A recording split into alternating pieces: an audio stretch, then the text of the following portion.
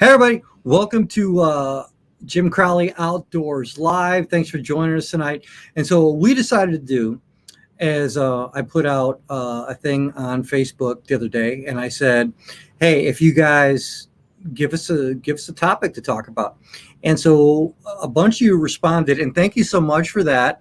And we're going to talk about fall transitions tonight. But first of all, I want to thank Dakota Lithium. So this show is brought to you by Dakota Lithium. Whether you're on the grid, off the grid, get rid that old battery, man. Come on, get with Dakota Lithium. They are the best warranty in the industry, 11-year warranty. Matter of fact, they are. Dakota Lithium is absolutely the best. That's what we are powered by, and we're so glad to have you guys here tonight. We are going to talk about fall transitions, and I've got some baits to talk about. We're also going to be taking comments, so feel free. I see some comments already. Craig Storms is on. Craig, glad to have you tonight. We got a bunch of people joining. This is great. Hey guys, thanks for joining us tonight. This is going to be cool.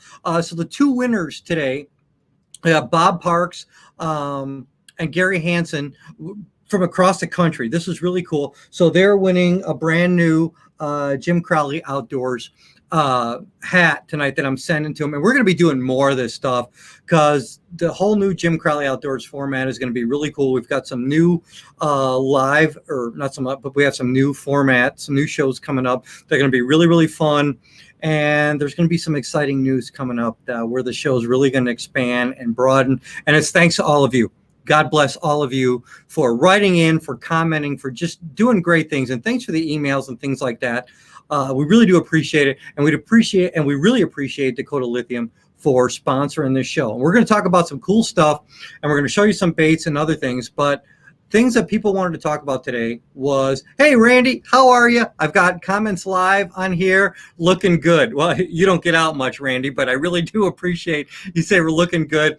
I love this format. This is a lot of fun, and we're going to get bigger on this. So let's just talk about fall transitions, okay? I'm going to get to some cool stuff here.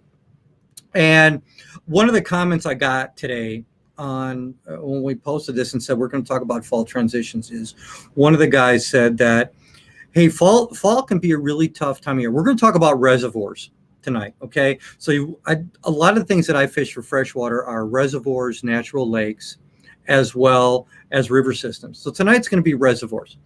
So just to break it down in a simple form, reservoirs are man-made bodies of water. And in the Midwest here, especially in Illinois and some other places, we have a lot of reservoirs, okay? So what is a reservoir? A reservoir is basically a river that was there and they dammed it up, and the lower end of the reservoir has a dam.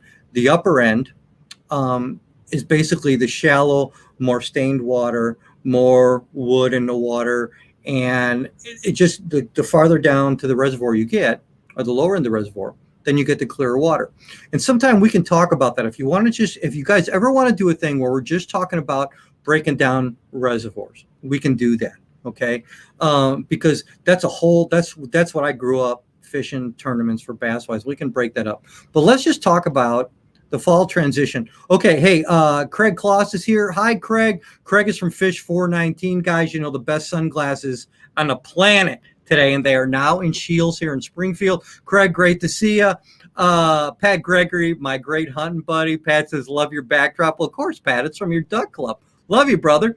Rodney Hobbs. Hi, Rodney. How you doing?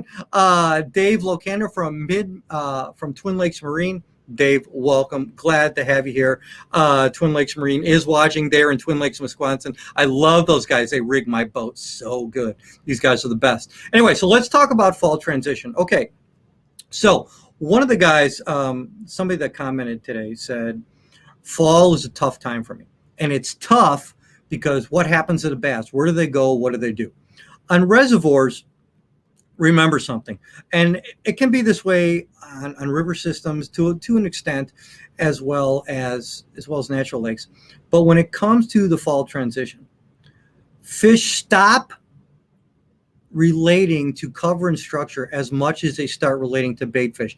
Now, I really want to describe a couple things here for you, because so many people still, this day and age, confuse cover and structure. I even hear some of the big time pros doing it. And I want you to listen to this because this is very important. One, I think it's important to know because it confuses the younger anglers that are just getting in to the sport. And two, we need to know what each other is talking about. So cover, let's just start with cover. Cover is a brush pile, cover is a log, cover can be weeds. Cover is what covers structure. Structure is not a brush pile. Stop saying that.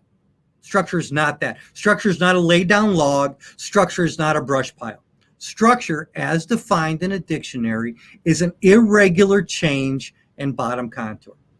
Structure is a change in the bottom, okay? So it's a drop, it's a break, it's a hump, it's a point. Structure is a change in bottom contour, okay? It's not a log, it's not a brush pile. I keep saying that because there's pros out there making a whole heck of a lot more money than me that still confuse the two, and it confuses all of you or all of us. Just for the record, structure, as defined in a dictionary, is an irregular change in bottom contour. Cover is what covers structure.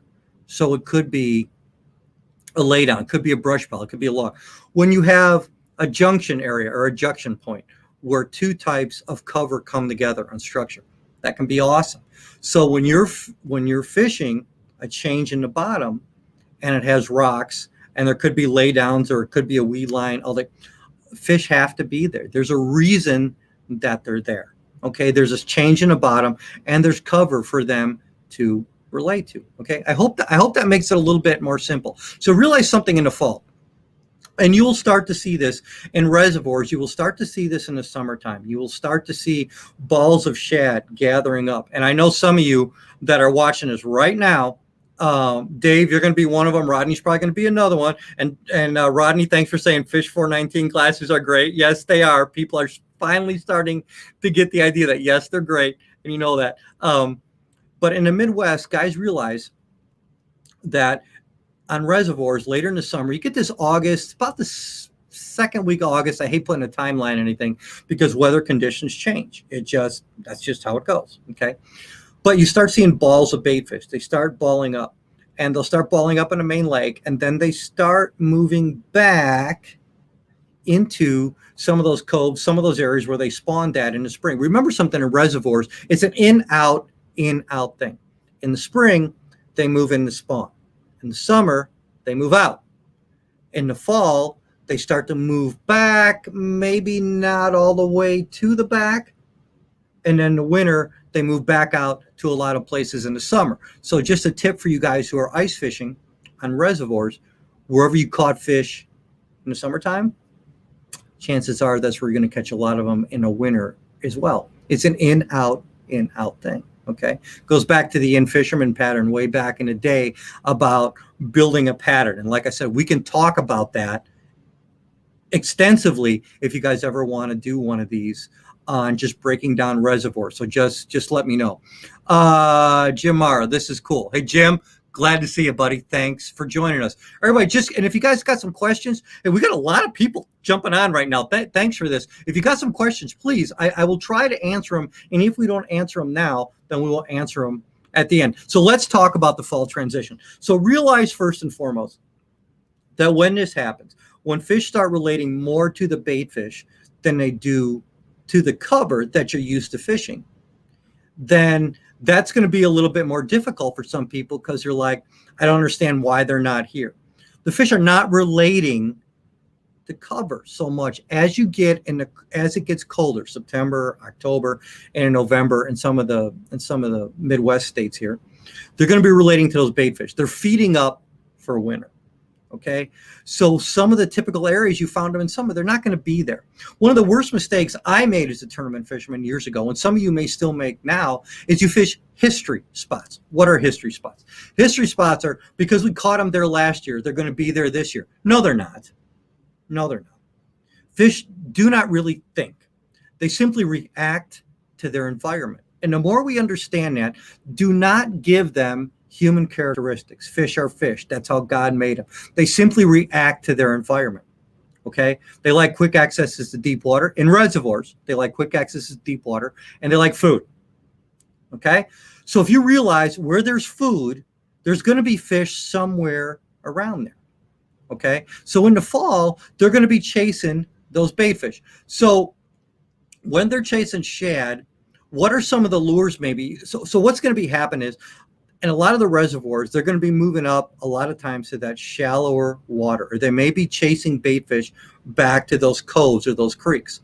How do I know which creeks to do? In the spring on a reservoir, I look at my map and whatever lake I'm fishing on a reservoir now, I want to see where there's a creek channel going into the cove or creek, whatever you want to call it, or close by. Why? Because those creek channels are basically highways that those fish use. They don't swim randomly. If we're talking largemouth, they don't swim randomly. Okay, where walleyes and white bass and hybrid stripers, things like that, they have a tendency to follow more the bait more than anything else. With largemouth bass, they use those river channels or those creek channels, excuse me, like we use highways getting somewhere.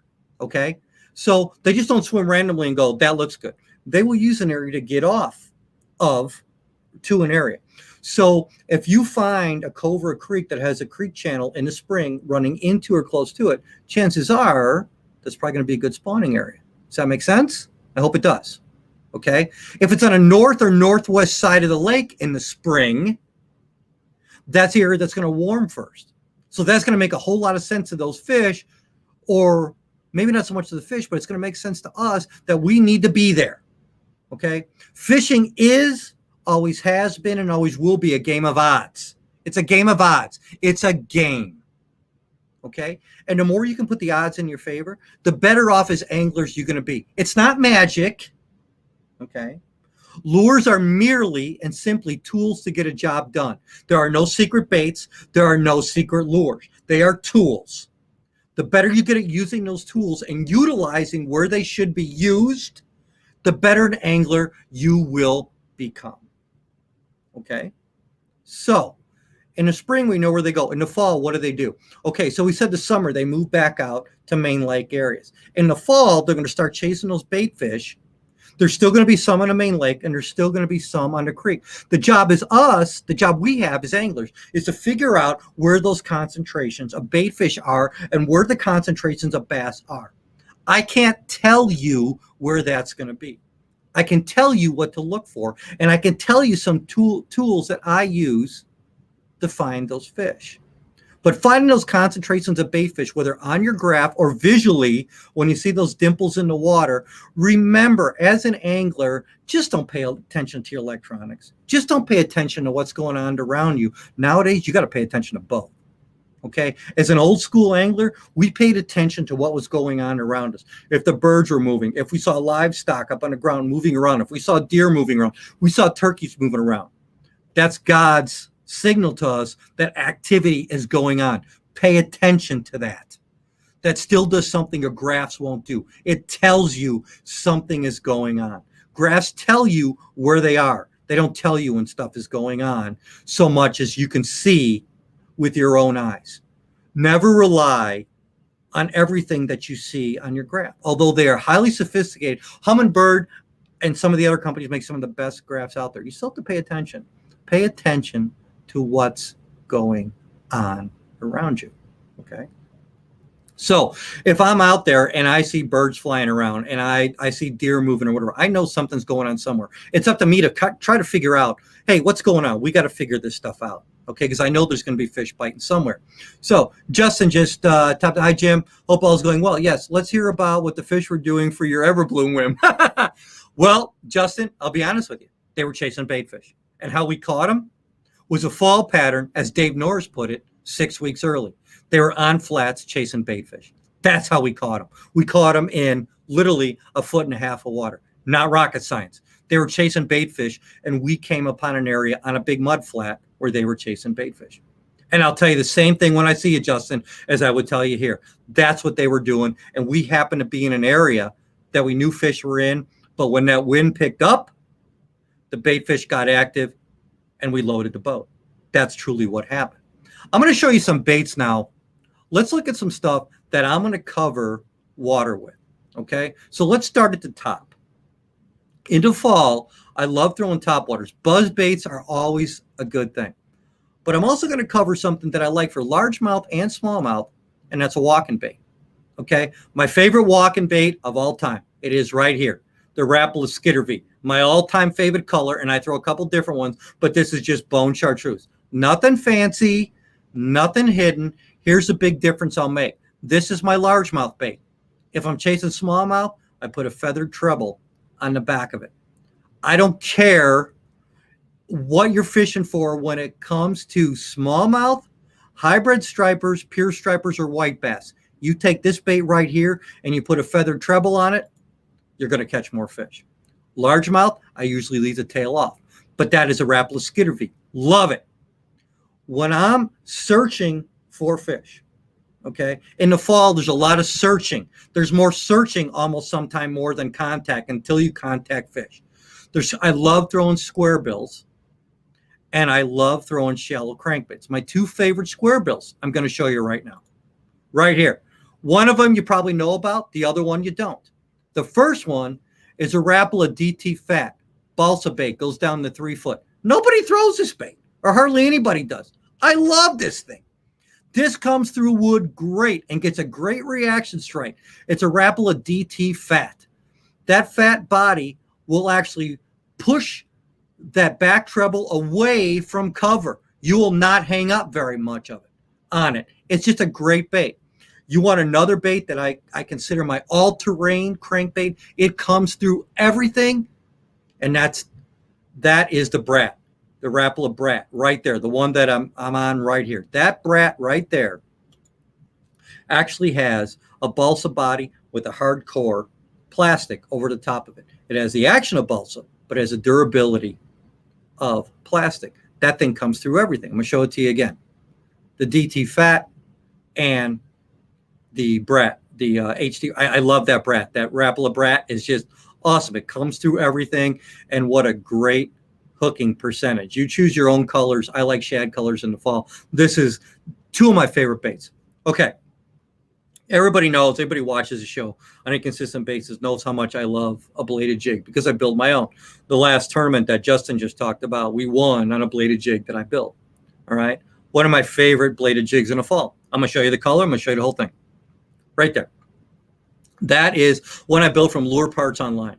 Okay. 3/8 ounce. I like that for shallow. Anything when I'm coming over shallow wood. Okay. Because a bladed jig will hang up more in wood if you don't hold your rod tip up high. But a bladed jig, 3/8, this is actually a shad colored skirt that you can get from Lure Parts Online. 3.3-inch Shields swimmer on the back of it. Nice and simple. And a black blade. Okay? Very rarely will I throw a silver blade. I just throw black or colored blades a lot. My hookup percentages, my strikes on big fish, I don't know why. Maybe it's just a confidence thing, but that works really, really good for me. Now I'm going to show you another bait in the fall that I choose, because in the fall, if you notice, a lot of these baits, besides the Skitterby, which is a 4-inch bait, a lot of the baits that I choose are small. I've always had a rule when I was way back when I was tournament fishing, to get bit in the fall, go small. I'm going to show you a great little bait right here. That is the new Stiletto spinner bait that I helped design for Lure Parts Online.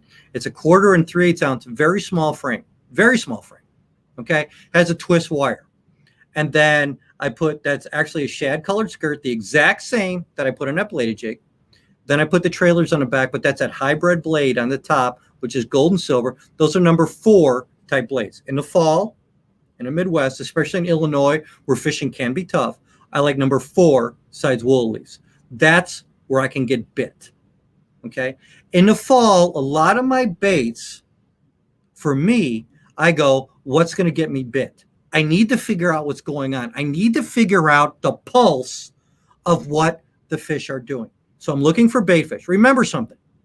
Fishing always comes down to the old fisherman format, and that's F plus L plus P equals success. What is that? Fish plus location plus presentation will equal success. I've always went on that. Okay. So I need to find the area where the fish are. So in the fall, I'm looking for concentrations of bait fish. End of story. I don't even start fishing until I find it. Then my location.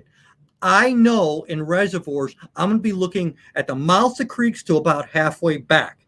And certain ones, yes, I will go all the way back if the bait fish are there. I'm looking for those bait. First and foremost, food. Second, food. Third, food. You get it? One, food. Okay? I'm looking for food. Fish in the fall relate more to food than any other type of cover on reservoirs. They just do. Okay? Do I throw a jig? Oh, yeah. A jig's always on my boat. Guys and ladies, a jig is always on my boat. So when I get to an area that I've went over with a spinnerbait or a square bill or a topwater, and I want to be more thorough with it, remember there's two types of presentations. There's vertical and horizontal. So I am going to first go after them with horizontal presentations. Then when I go back over the area, I'm going to go back with a vertical presentation, a jig. As I learned, Ron Linder, the great Ron Linder, was a guest on a radio show I had years ago. And years ago, Ron, 20 years ago probably, Ron told me, or was on the interview on the show, and he said, whenever you get done in an area, go back over the area. When you're jig fishing, go back over there with a white jig. I've done that. I've won tournaments. I've placed high because of that white jig. And in the fall, you gosh darn right I do it.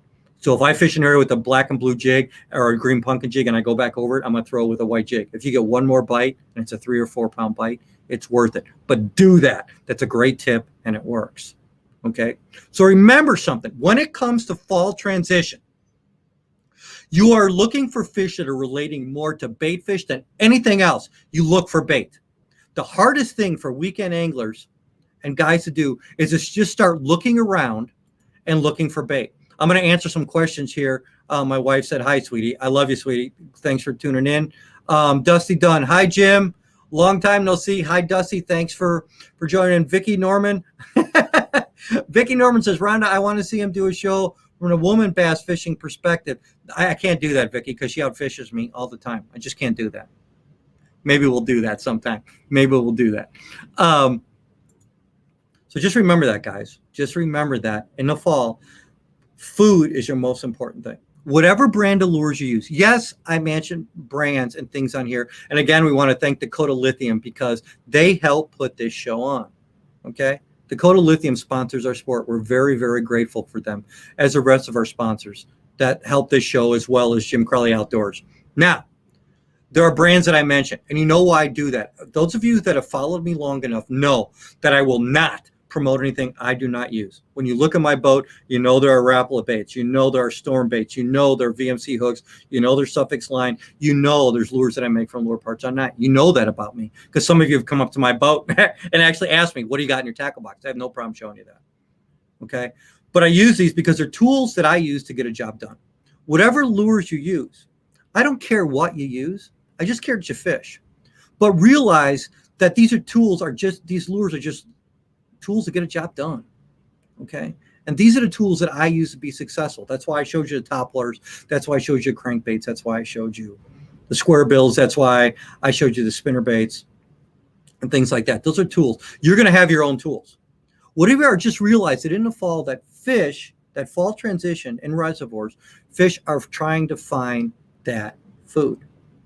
And when you figure that out and you figure those lures out, I can't tell you exactly how to do that. That's going to be up to you. Anybody who tells you I know exactly how to do it, maybe for them they do, but I don't think for each individual out there, for all of you, they do. I won't say that for you. I can tell you the lures that I use and how I approach it. And those I will always have vertical and horizontal presentations. In the fall, I will always look for the bait fish. Okay. I will always look for that. I will always look for bait fish activity. Then I will concentrate my efforts in those areas. And I will thoroughly use the lures that I have to try to get the most bites that I possibly can. I hope that helps you realize stuff. And I will say this every time we do one of these or when we're out in the water, when people ask me at seminars, there are no magic lures. There are no magic approaches. There's time on the water and asking questions. When I don't know something, I ask somebody who knows more than me. Good example. A lot of you saw that show I did with Troy Linder earlier this year when we were snap jigging walleyes. I had no idea about snap jigging walleyes. Troy showed me. I learned from somebody who knew more than me, and I learned how to do it. The only thing that you can ever do bad, I think, when it comes to fishing is not want to learn more and not ask questions. If you have questions, ask. If I don't answer them right here in the live, I'm going to go back through everything. Everybody who watches these knows that I will answer your questions. One, I value you asking those. I value you watching this, and I value you taking your time to tune in. So I will answer those questions the best I possibly can. Okay. I hope that helps you tonight. I hope that enlightened you a little bit about fall transitions. It's not difficult, but it takes searching and it takes time on the water. Fall can be difficult if you think they're going to be in the same place as they were spring, summer. They're not going to be. Okay. They're going to be chasing bait. Find the bait, find the fish. Okay. So before we leave, if anything you like from Lure Parts Online tonight, go to Lure Parts Online. There's a code, JCOutdoors10. Use that code, you get 10% off. Prime One Camo, the best camo, fishing or hunting in the industry. And do they support the sport? Holy cow, high school and college anglers, they really do. Go to primeonecamo.com, support them. Okay, Fish 419, now in Shields in Springfield, Illinois, and online. There's a lot of sunglasses out there. These are the ones I choose because they work, they're affordable, customer service, second to none. Fish419.com. Autism Anglers, we support them. Fantastic organization. Getting tackle to those special, awesome anglers that are the Autism Anglers. Please support them. If you like those hoodies I've been wearing on the show lately, go to Lure Parts Online, put in the code hoodie 2021. You get 20% off that. We're going to have more coming up soon. More stuff, more cool stuff. If I haven't answered your questions here, please don't be offended. Give me a time. As soon as I get off here, I will check the answers and I will answer them the best I can. I'm so grateful for all of you, and I mean that. I wouldn't have a show if it wasn't for all of you. Thanks again to Dakota Lithium for rocking it and showing up and supporting the show as they do. Dakota Lithium, best in batteries, best there is. All of you, the best audience there is. Thank you for the kind emails. Thank you for the kind words. And make sure you tune in next week for a brand new episode of Jim Crowley Outdoors. We're going to have some cool stuff and some more of these live. Jim Crowley Outdoors Live. Thank you so much for joining us. God bless you. I'll see you soon.